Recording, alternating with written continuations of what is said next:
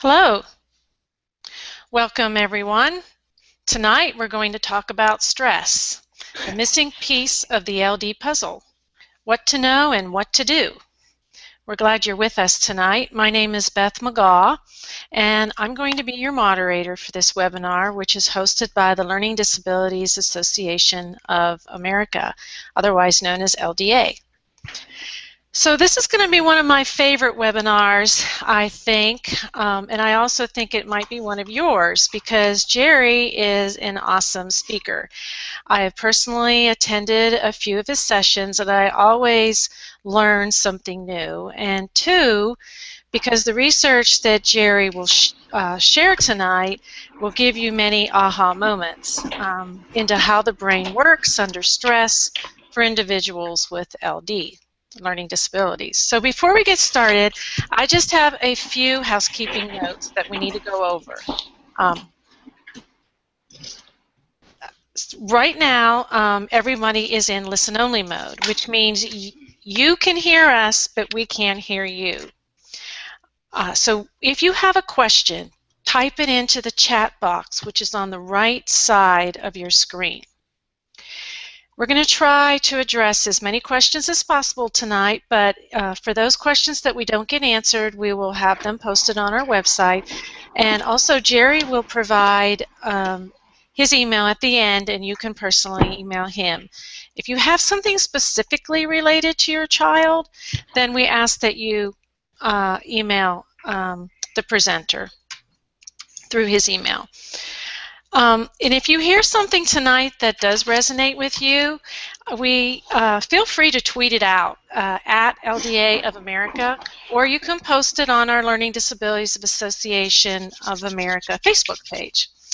So now, let me tell you a little bit about our speaker. Dr. Jerome Schultz is a longtime member of LDA, and he currently serves as the president of the LDA Professional Advisory Board. He began his career as a school special education teacher and is currently a clinical neuropsychologist on the faculty of Harvard Medical School in the Department of Psychiatry, where he supervises young psychologists and psychiatry interns. For over 3 decades, he has specialized in the neuropsychological assessment and treatment of children with learning disabilities, ADHD, and other special needs.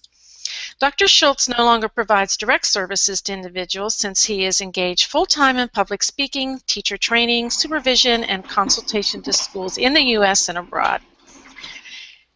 He is in school several days each week working directly with students, teachers, and mental health specialists, and dedicates his time to enhancing people's understanding of the neurobiology of stress and its impact of learning and social and emotional development. Dr. Schultz has written extensively about children with learning challenges and writes a special education blog on Huffington Post, and he also has written a book called Nowhere to Hide: Why Kids with ADHD and LD Hate School and What We Can Do About It. It examines the role of stress in learning, and it has received international acclaim. So I think you can all agree that Dr. Schultz can claim as being the expert on the subject of stress and learning. And I know that, again, that you will learn quite a bit tonight. So I'm going to turn the floor over to Jerry, but right before I do, I want to let you know that at the very end of this webinar, we do have some special announcements, so we'd love for you to stay on as long as possible. So I'm going to turn it over to you, Jerry. Well, great. Hi, Beth. Can you hear me okay? I hear you great. Thanks. Super. Glad to be on this during this webinar. So I guess at this point everything's in my control now. I can advance my own slides and move right ahead, right? Yes. Fantastic. And everybody out in the viewing audience is seeing what I'm seeing right now. I just want to make sure that I have to tell everyone who's listening that I'm working really hard at this very moment, practicing everything I preach about. Because for me in technology, it doesn't always work out well, but I've got a great team working with me tonight, and they've made magical things happen. But in the meantime, my body went through all the stages of stress that it can go through, but I'm back down now, and I'm with you all. I'm sorry, Jerry. No, it's my fault. I've got the best technology somebody's money can buy, and it still doesn't like to cooperate. Anyway, it's good for me to understand this feeling that I'm going to talk to you all a lot about. Let me move ahead through these to the first slide here and let you all know what I'd like to achieve with you through this evening's presentation. I hope that by the end of the time we have together, you'll have a better understanding of both the positive and negative impact of stress in the lives of all kids, not just those with learning disabilities or attention deficit disorder. I want you to have a better understanding of what happens to both the body and the brain in kids, and to be sure, adults in response to stress, because I think the more we know about that, the more control we can have over this condition that plagues so many kids. I'd also like you to know why I think so many kids with learning disabilities and attention deficit hyperactivity disorder experience really a special kind of stress, something that goes above and beyond and sits above the kind of stress that most kids feel when they feel stressed. I'd like you to be more likely at the end of this presentation to consider stress as a possible factor when if you're a teacher or a parent, seeing kids behave in unexpected ways, otherwise known as misbehaving. Think about stress as a possibility. I want to talk to you a little bit tonight about a phenomenon that I call saving face and the role that plays in the way kids deal with stress. And then I'd like to share with you the basics of a model for looking at stress, which I call the de-stress model, and how, if you follow this, it might be able to help you turn toxic stress into what I've come to call the fuel for success. And finally, I hope that you go away from this webinar having 5 things you can think about or do tomorrow that can change a child's trajectory so that he or she might have a better outcome despite the stress that he or she is under.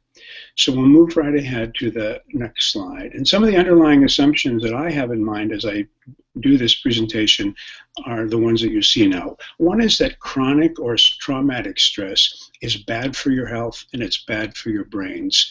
And I'm going to make the case tonight that kids in a lot of public school and private school classrooms are under chronic stress, and that it's really making thinking more difficult for them. The second assumption I have tonight is that the right amount of stress is good for our health and helps us learn better. And there's a narrow margin there, but it's important for us to find kind of the middle ground and look at the good type of stress, the stress that helps us be more productive. The last assumption on this page is that how kids think about themselves as a learner has a significant impact on both their performance academically and their behavior. And here I give a shout out to the work of Carol Dweck, who's done some incredible work.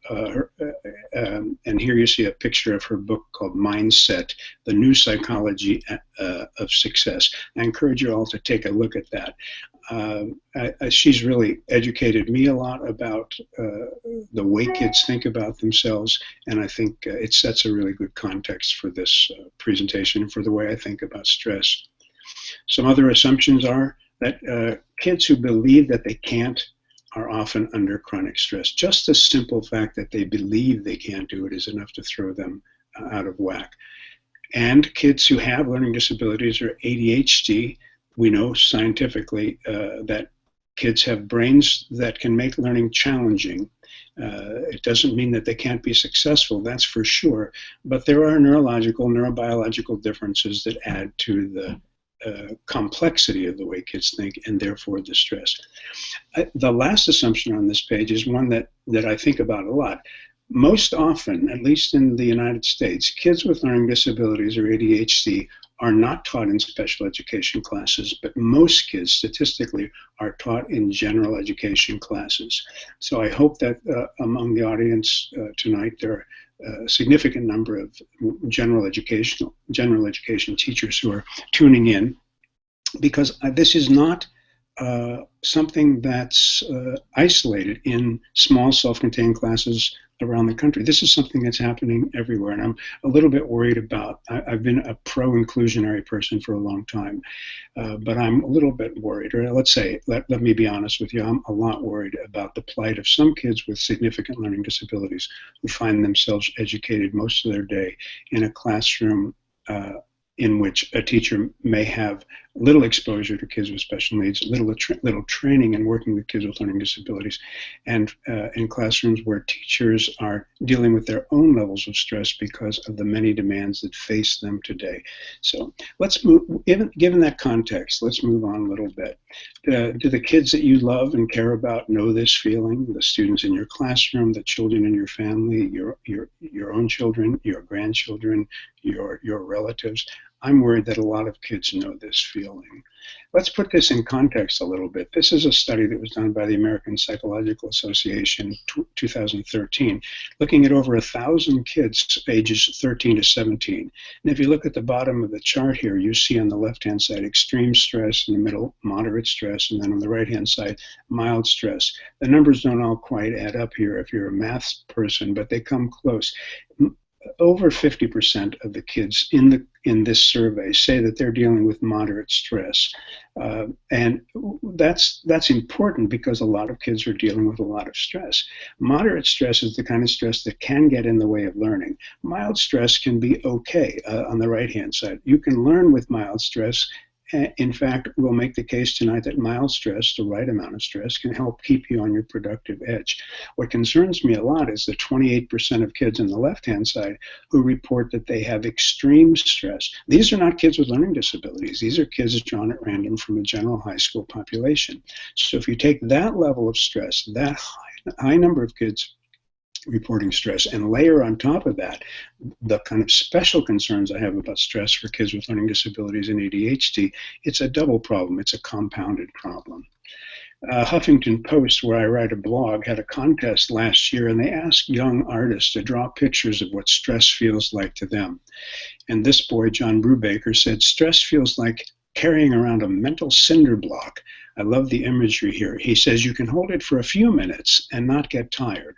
And he stops to tell us that an actual cinder block weighs 28 pounds, which I did not know. But if you carry it around for an hour, he says, it will fatigue you. If you carry it around for a day, it will hurt you. And he profoundly says, if you continue to carry it long term, it can literally kill you.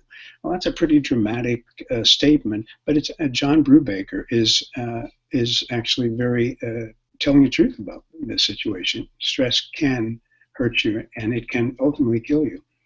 I think another problem that we're dealing with here, in just in terms of putting stress in context, then I've been in my private practice or clinical practice for almost 38 years, and I think there's been a dramatic increase in the amount of anxiety we see in kids, and I'm especially concerned because we're seeing that at a younger age.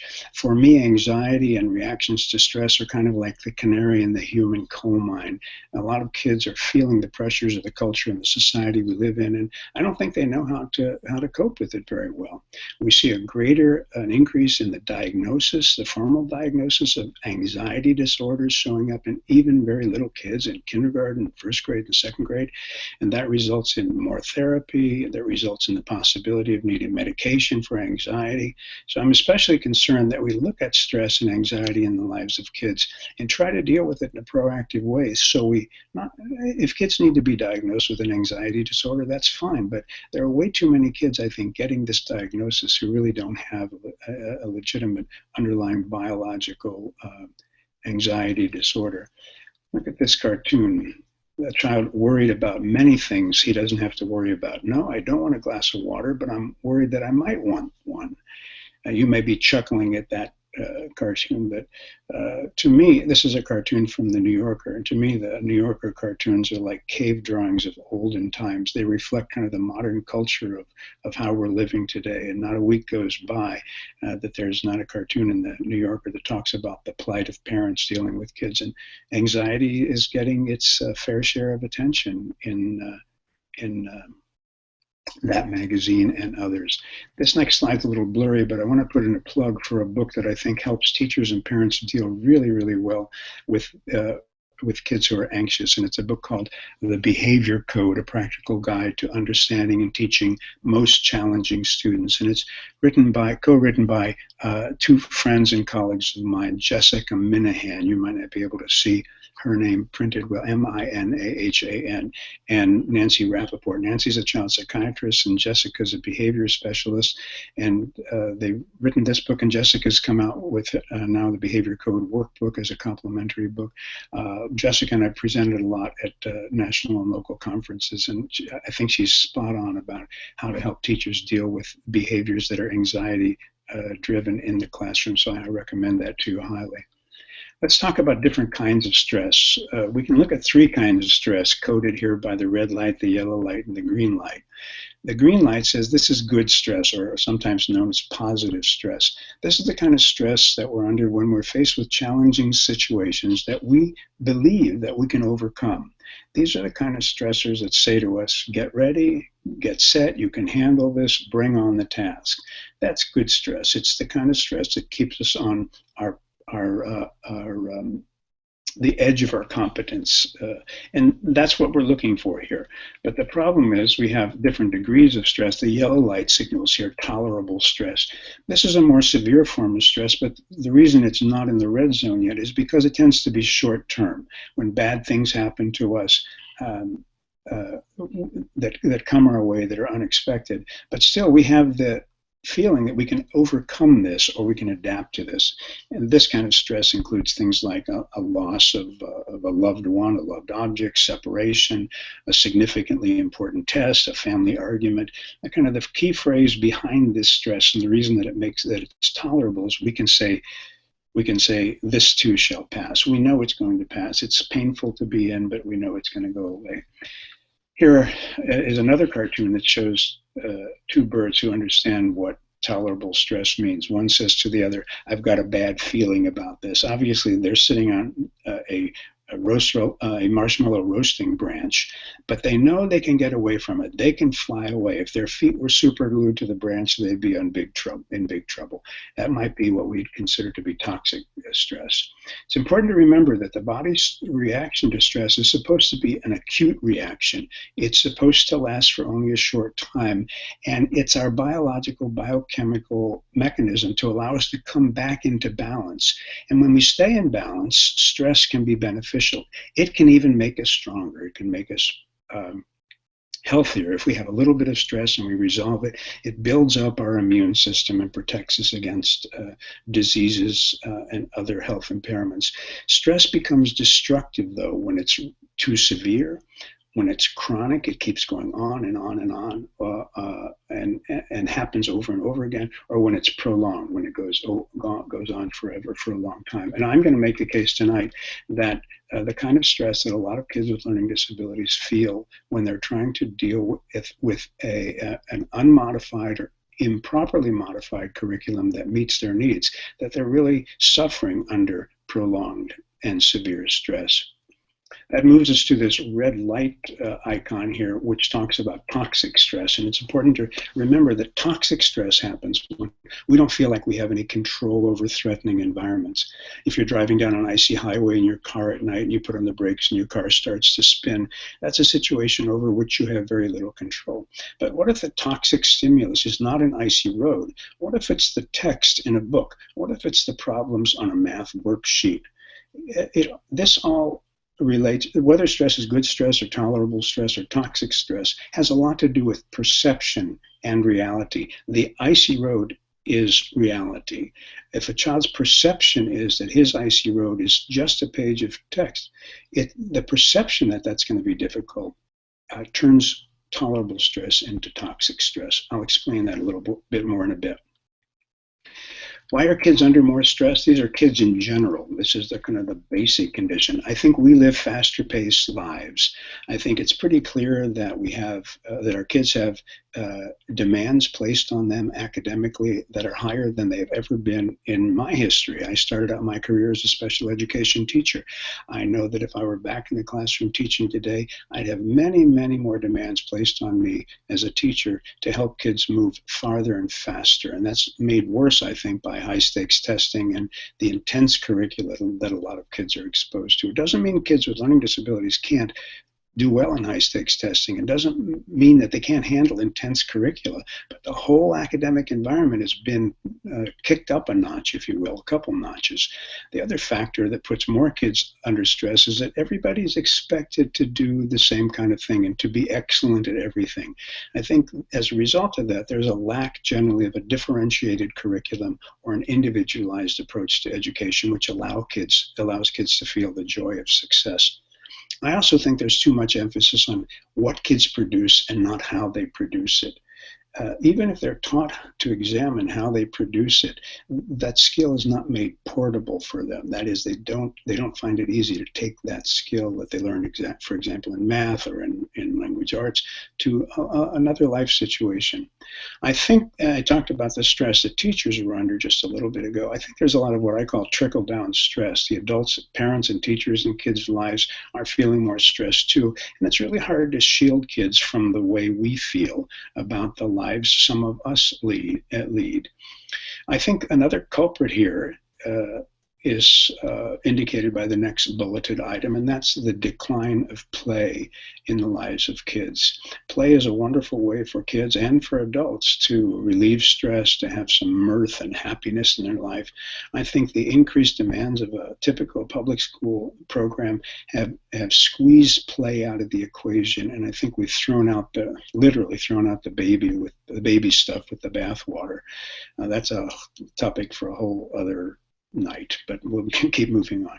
I think there's also more access to media for kids, that's clear, but I think there's more. It's not just the media that's the evil thing. Kids are exposed to a lot of confusing and disturbing messages and images, and there's nobody around to help them understand the appropriateness or inappropriateness of the things that they're seeing. I know that increases the stress level that more kids are under.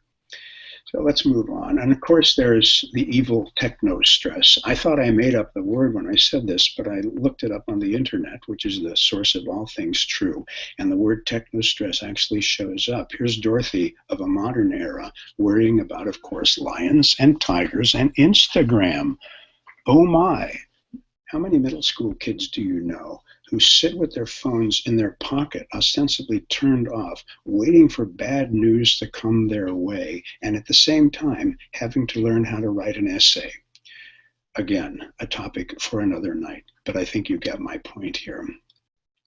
My concern, of course, is the impact of stress on the brain function and the cognitive abilities and the emotions and behaviors in kids with learning disabilities and the ADHD that's often associated with this condition. These are the kids. I care a lot about a lot of kids, but the kids who are really very high on my radar are kids with challenges to their learning that are made worse by stress.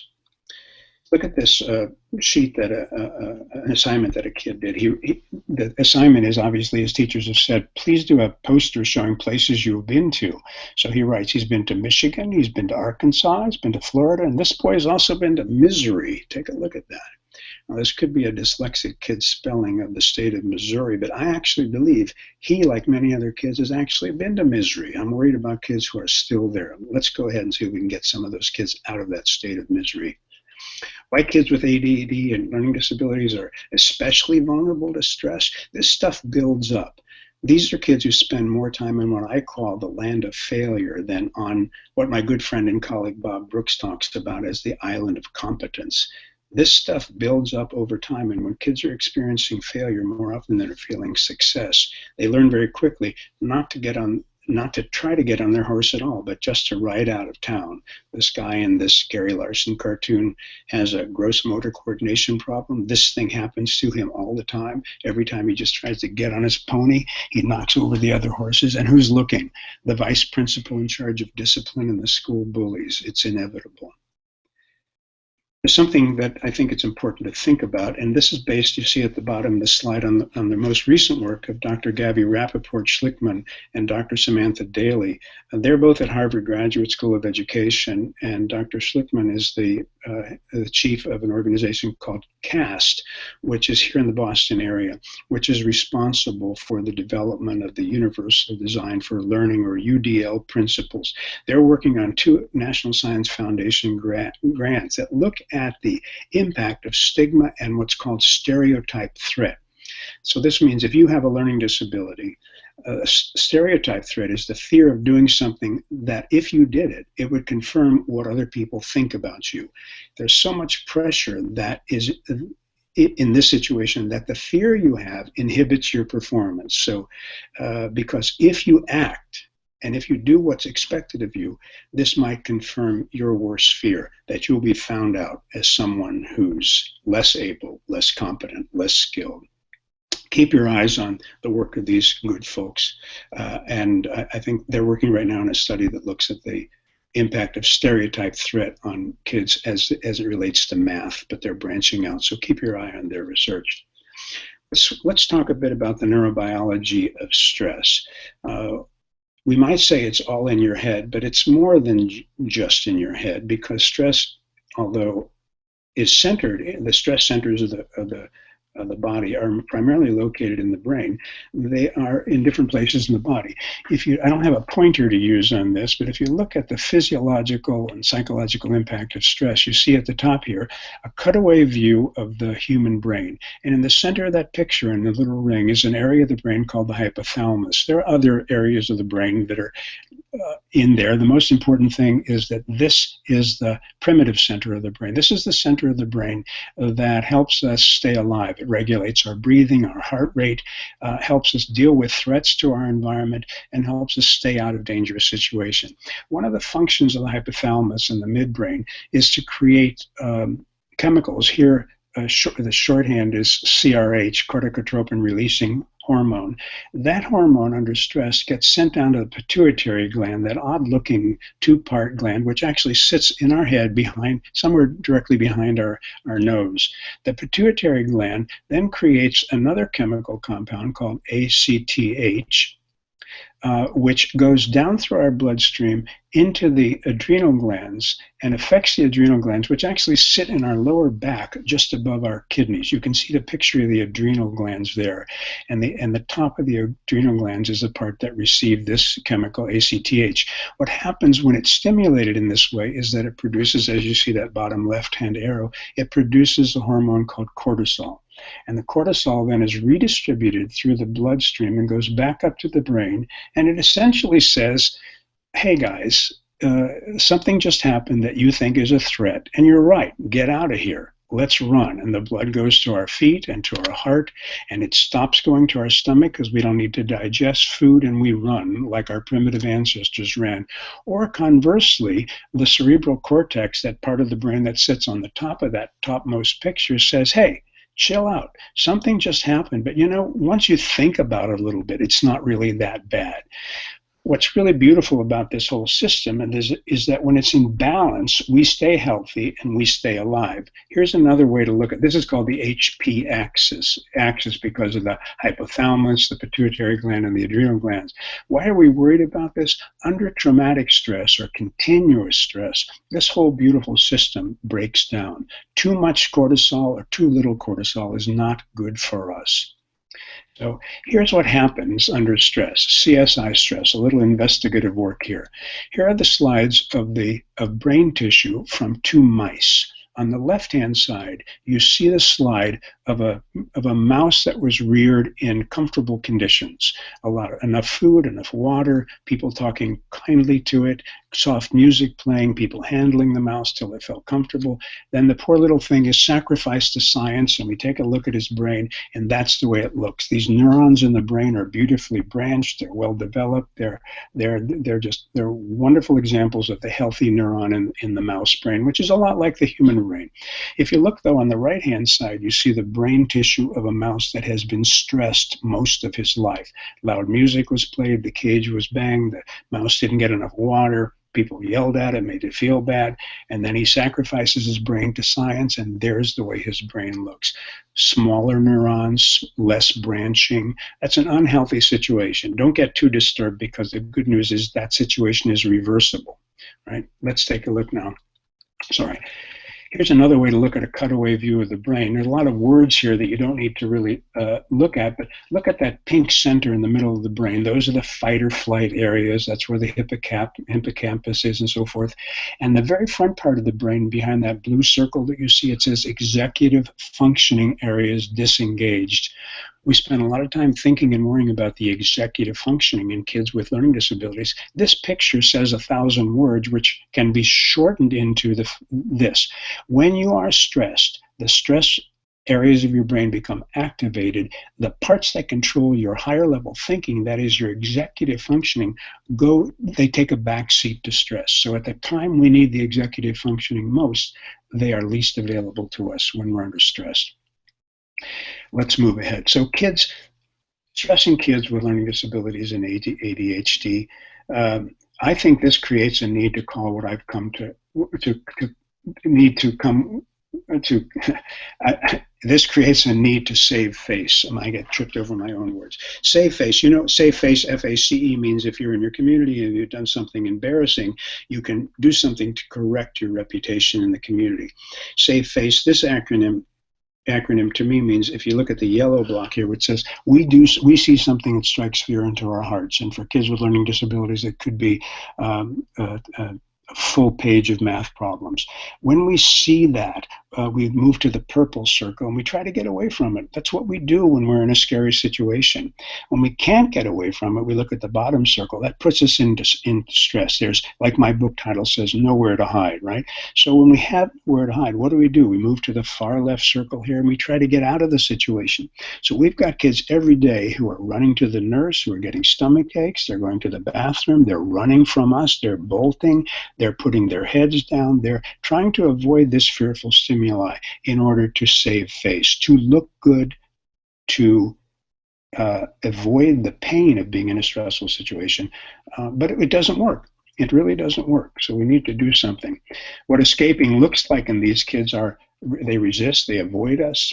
You can see the subtext here. They go limp with aggressive passivity. They run, they hide. They want to get into big arguments with us, big debates with us, and all of that is done for kids under stress just to get them out of the situations causing the stress in the first place. A lot of these kids are misread as being unmotivated, and I say, really?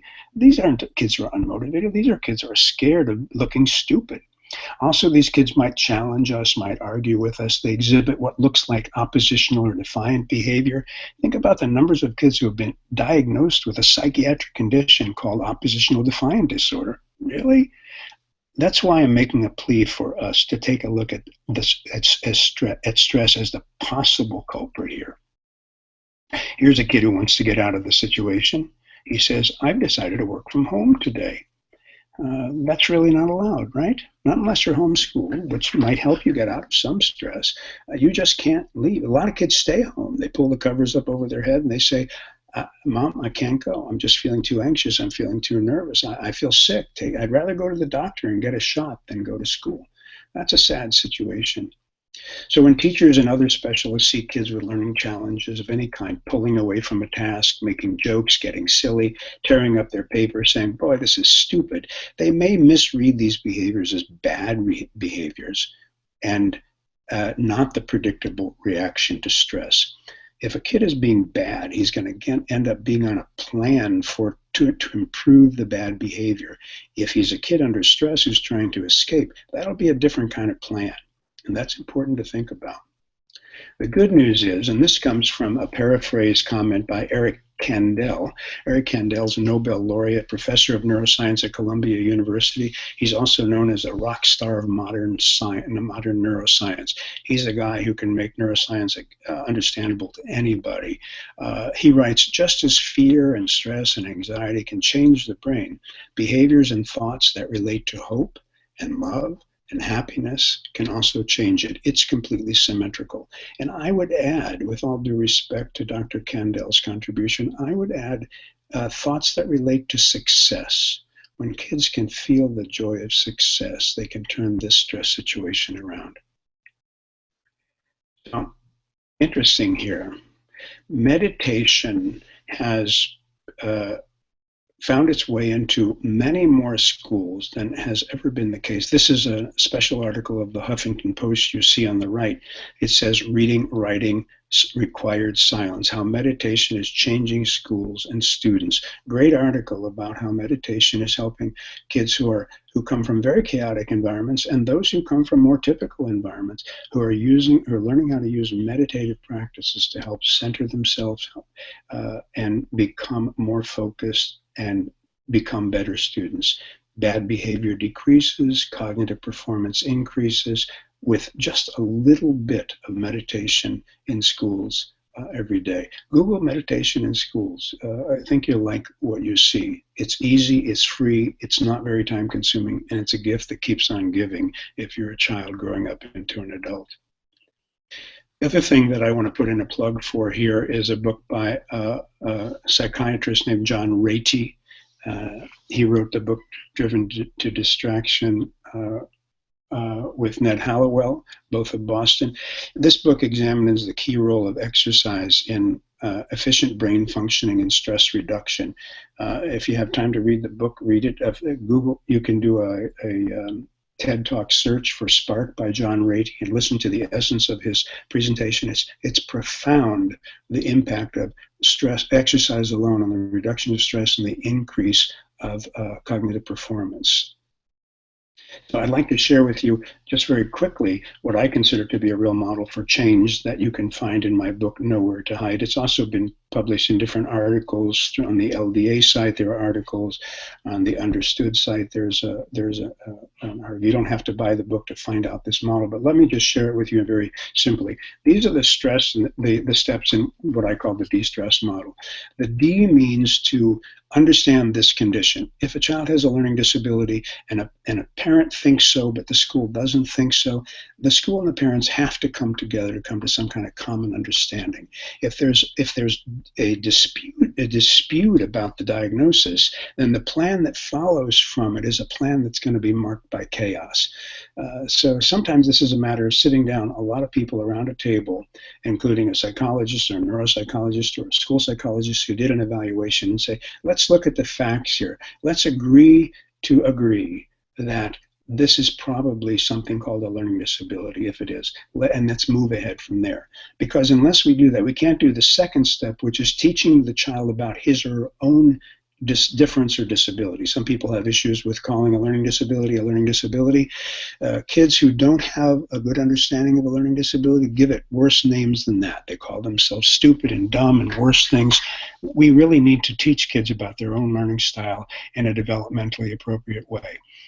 The speculate part of the de-stress model has to do with working with a child to look ahead to see what strengths and what weaknesses he or she brings to the next learning task. So you say to a child in middle school, you're going to do a unit on the westward expansion. You're going to have to write a 5-page essay. You're going to have to build a little model of this. What's going to help you do that? And helping the child realize what his or her assets are based on past performance. And conversely, what's going to get in the way and how you can work around those negative possibilities that might get in the way of your success. We also have to teach the child strategies that maximize success. A lot of these strategies come out of the work of people who are teaching about how to improve executive functioning, because that's very helpful.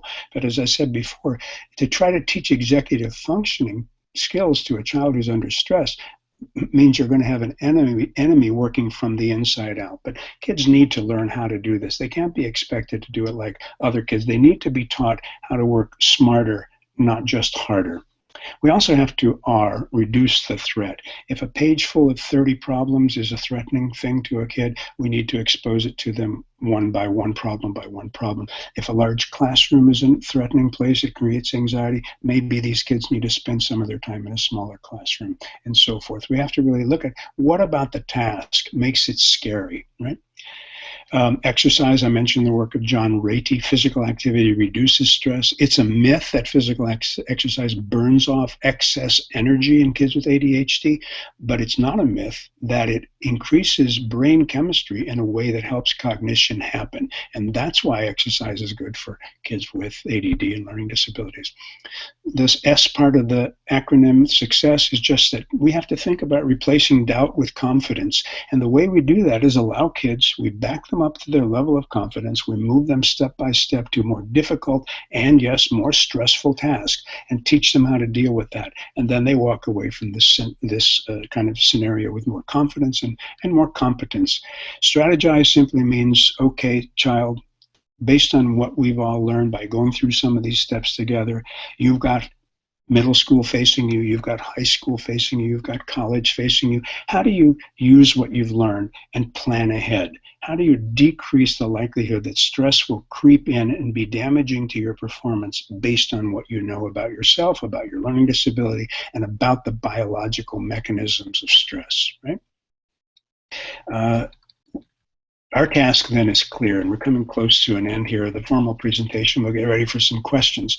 We have to understand the relationship between stress and learning. It's not about attitude, it's about biochemistry that fuels attitude. We also have to understand why kids with LD and ADHD are particularly vulnerable to stress. This is a layered problem for them.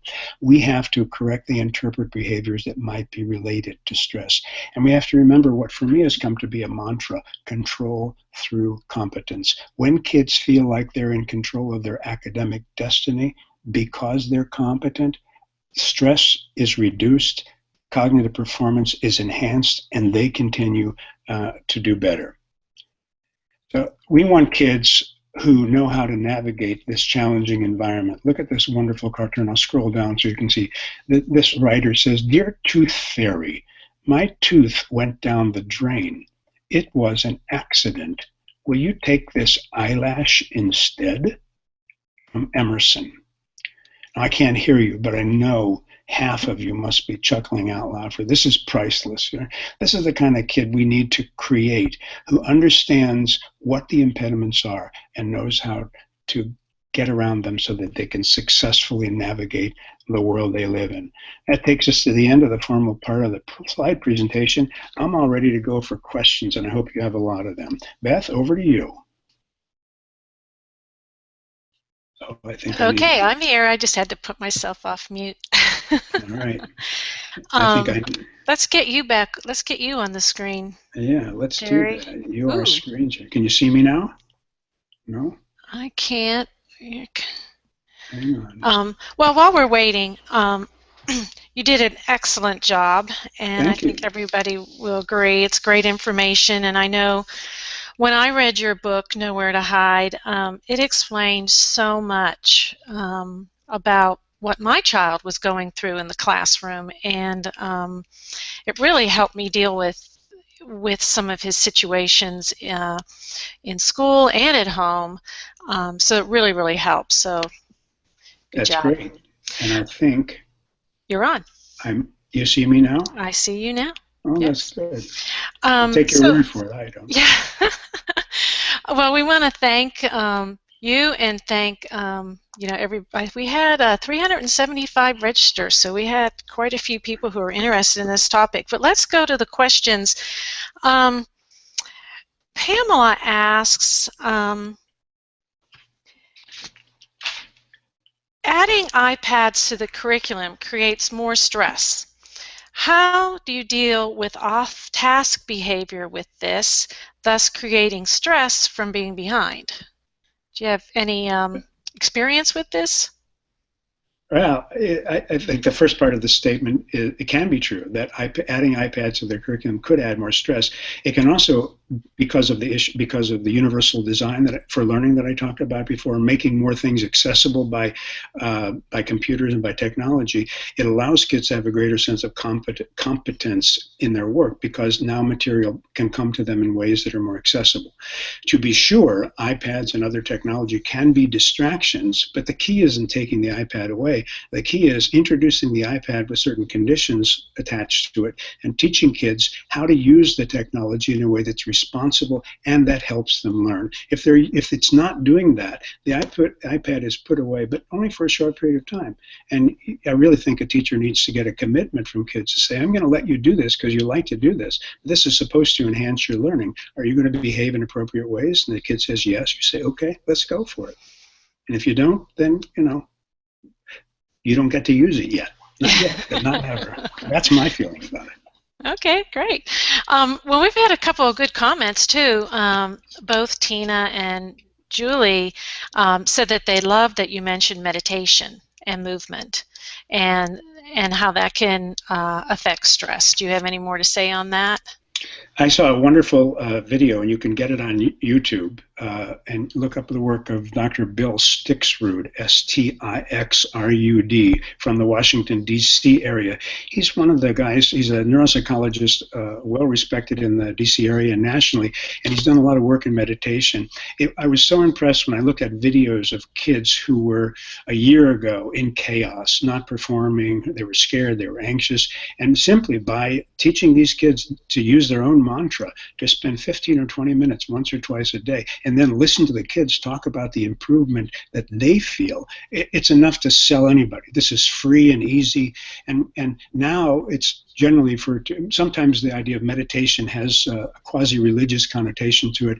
If you look at the issue of mindfulness, or the topic of mindfulness, it's repackaged meditative practices that really help kids find their focus, get more regulated. It's great for kids, and when I've seen it used in schools, it's great for teachers. And we talk about the trickle-down effect of anxiety coming from teachers to kids. When everybody's chilling, more people are willing. Love that. It's funny you said that, because Kimberly said our school has been using mindfulness as a tool with great success.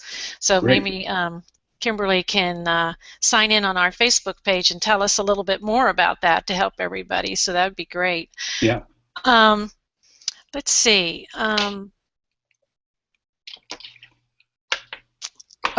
Julie says that mindfultoday.com has a curriculum for teachers for incorporating mindfulness and meditation. So that's great. I'm going to write it down.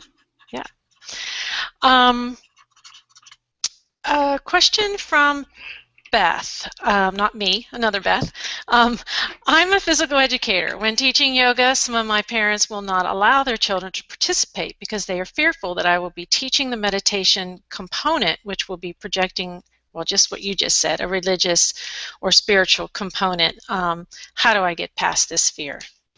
I think education is the key to that. Certainly meditation in all form is a yogic practice that dates back thousands and thousands of years ago, and it's associated with Eastern religions. But the impact of meditative practices, no matter what you call it, have such a substantial impact on cognitive performance. I think one of the things that parents would understand is research evidence that shows that meditative practices or mindfulness practices, whether they're practiced in a gym class or in a classroom, increase a child's performance, increase the child's ability to perform at a level that's closer to his or her potential. That's the argument that I would make for it. You stay away from, focus on the science of it and try to get away from the religion part of it. Great. Kristen asked, how do you deal with a teenager who is resistant to learning strategies that would help reduce stress? That's easy. Wait for him to grow up. I'm just kidding. You might. The adolescent brain resists these kinds of things. If the kid sees these strategies as things that make him or her feel different, any adolescent worth his salt is going to reject these because they only want to look different in the ways they want to look different.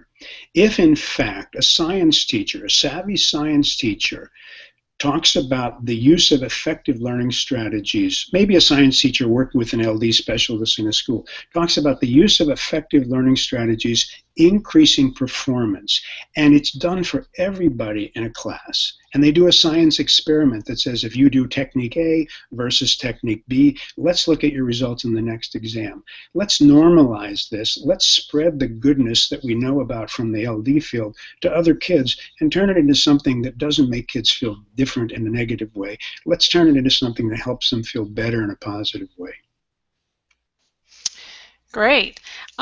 Mary Rose wants to know, do you have any tools that students can use to track their own stress, like take agency of their stress or manage it independently?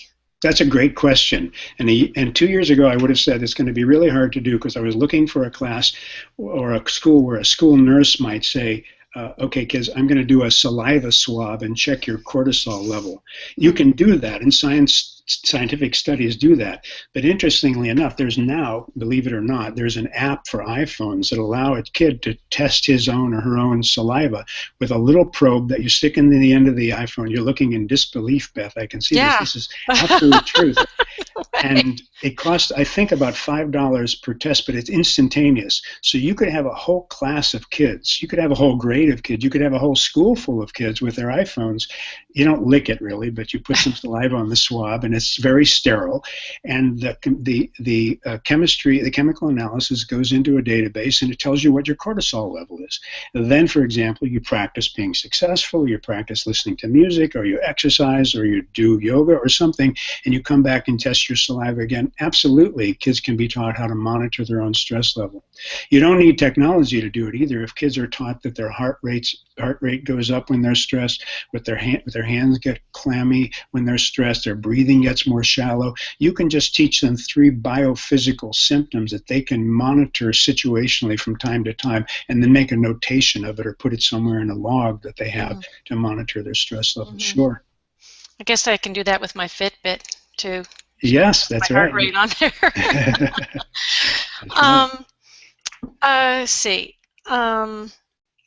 Gosh, the questions are coming pretty quickly now. So it's, see, we have Kathy.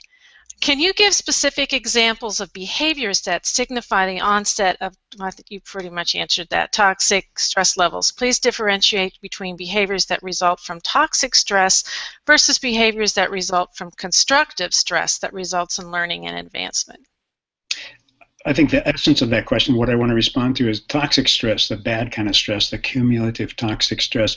That's really the one I'm worried about. The goal is to keep kids on the edge of their competence. It's like if you go to the gym and somebody gives you a 10-pound weight and you really want to lift the 100-pound weight, and they say, well, we'll get you there. That's aspirational. But now we're going to give you the 10-pound, the 50. Every time you come back, we add 5 more pounds to it. The idea is finding out how much stress kids can take by telling them having them rate how difficult the task is, and then asking them how much more they can handle. The idea is that you want to load it on until it becomes too heavy. There's a scientific term called allostatic load, which means how much stress we can take before it starts being destructive. So the behaviors that are associated with stress, you think about, what was this kid doing before he spit on somebody? What was this kid doing before he got up and said a swear word to the teacher?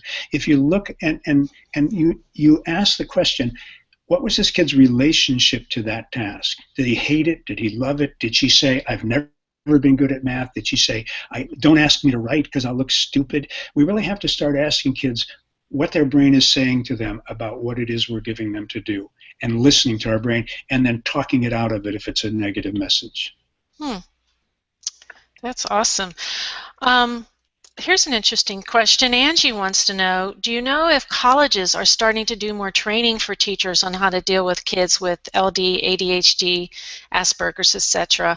I've been dismayed at the lack of knowledge on the teacher's part in teaching and awareness of the stresses that go along with learning disabilities. Yeah, I've been dismayed about that too. And I would say I've taught in several colleges, and 2 or 3 decades ago, we spent a lot of time talking about learning disabilities, the impact of, not so much the impact of stress, because not as much was known about it.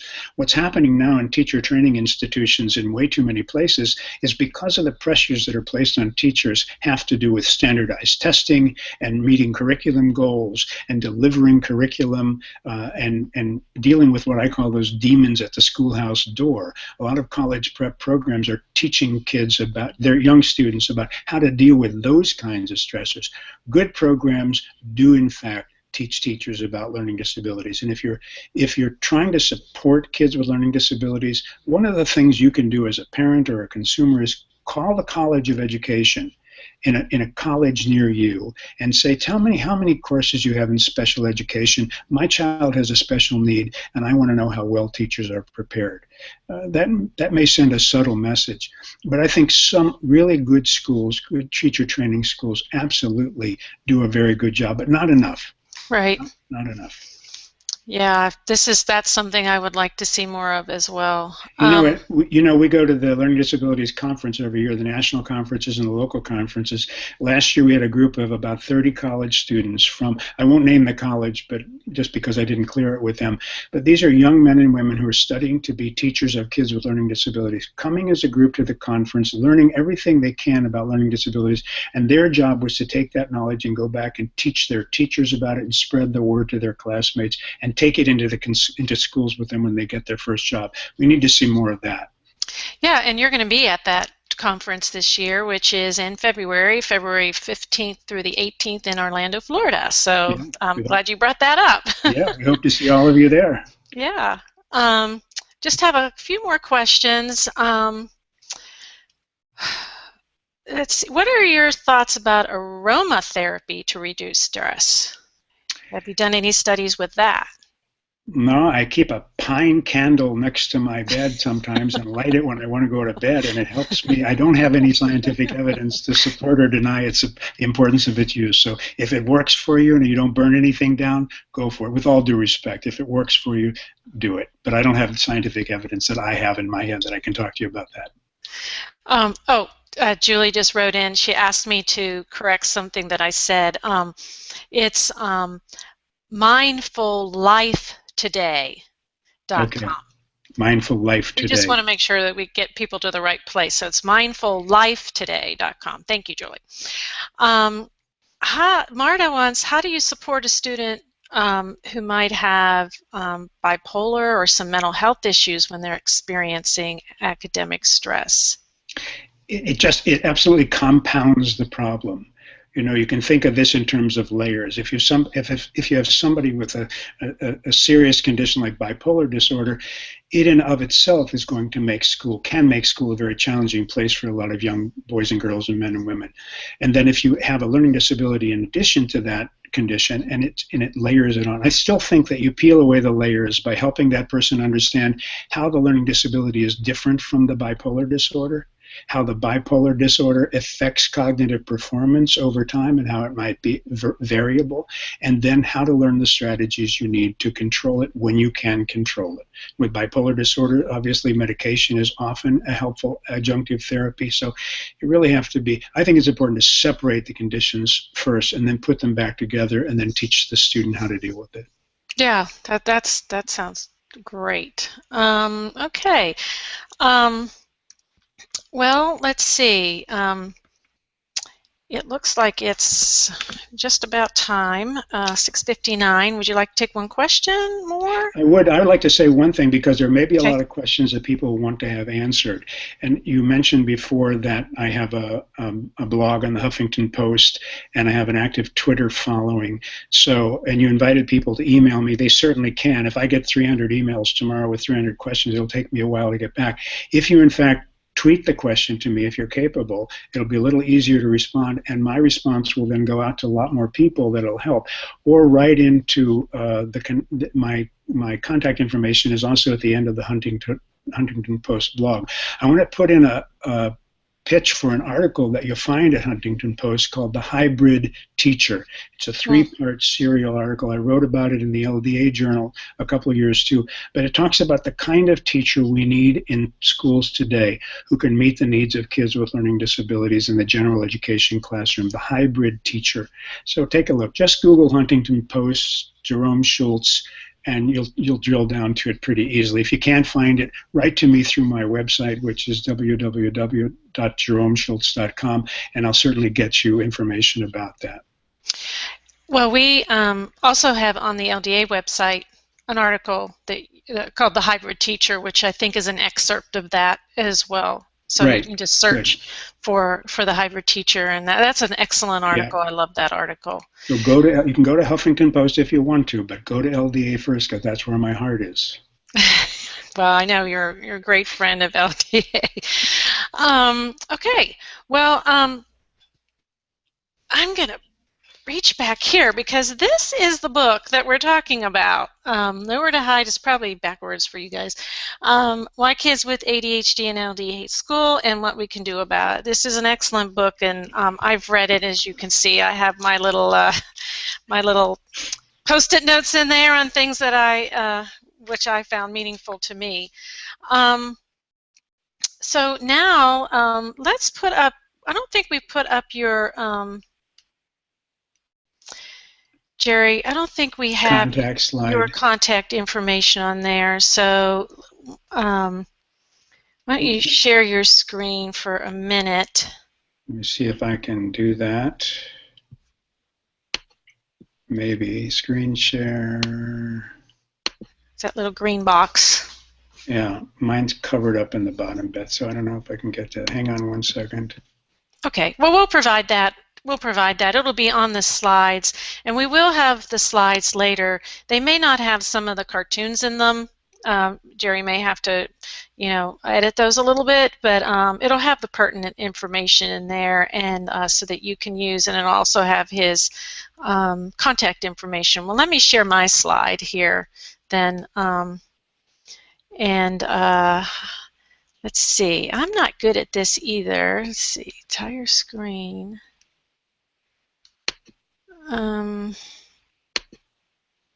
Share. You are screen sharing. I think I'm screen sharing Jerry. Yeah, wait a minute. Maybe I can make this easy.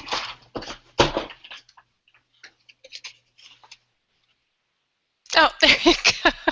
How's that? Is it backwards? No. Okay. I see it. Yeah, that's a good idea.